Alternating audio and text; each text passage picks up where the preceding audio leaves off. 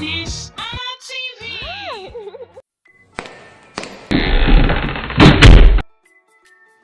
Ekele ọma nụ anyị awụchikwala taa n'ihe mmụta anyị. Isiokwu anyị taa bụ okwu bidoro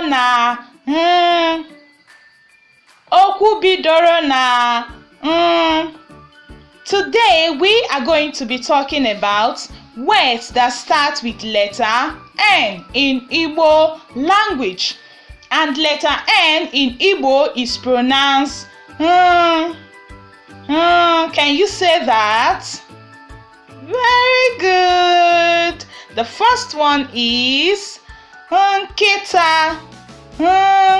Nkịta. Nkịta, dog. Can you say that? Good job. Ncha. Ncha, soap. Ncha. Can you repeat?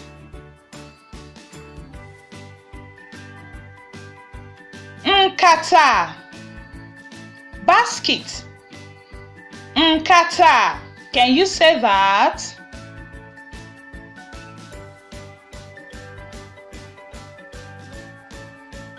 Nkụ.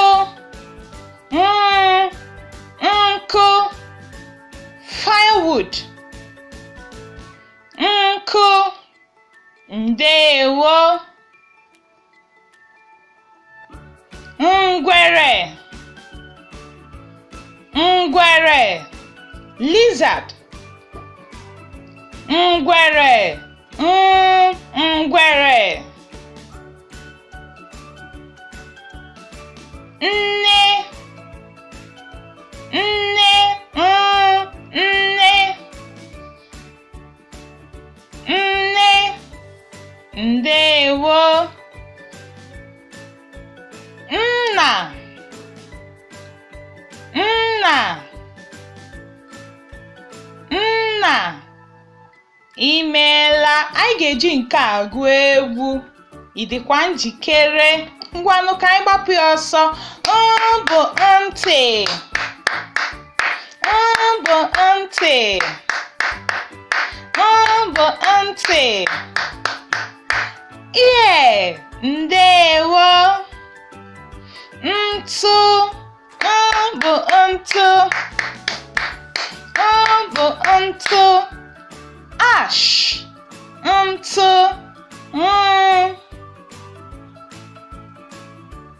Ọ bụ nkume. Ọ bụ nkume. Nkume, stone. Nkume. Ndewo. Ka m kụpụrụ gị aka. Aka ndị mara ihe. Ngwa ka anyị kpụgharịkwa ya ọzọ ka ọ na-aga aga. Nkịta. Nkịta. Ngwa kwuo ya. Ndewo. Nkịta. Ncha.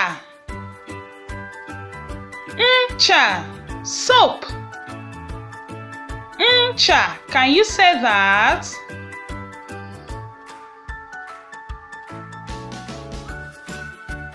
Nkata. Nkata. Kwa ị na-anụ ka anyị na-ekwu nkata. Nkata. Ngwa anyị ga-eji nke a gụọ egwu. Bụ nkụ. Bụ nkụ. Bụ nkụ. Ngwere. Ngwere, lizard. Ngwere. Ngwere. Nne. Nne. Nne. Nne. Ndewo. Nna. Nna. imeela. Anyị ga-eji nke a gụọ egwu. Ị dịkwa njikere? Ngwanụ ka anyị gbapụ ya ọsọ.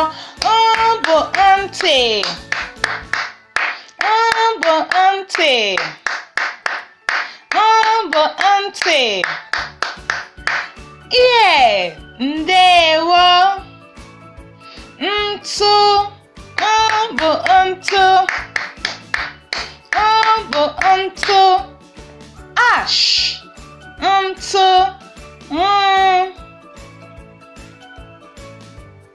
Ọ bụ nkume. Ọ bụ nkume. Nkume. Stone. Nkume. I meela, ka m kụpụrụ gị aka. Ngwa n'ebe a ka anyị ga-akwụsị ka ọ dị mgbe ọzọ.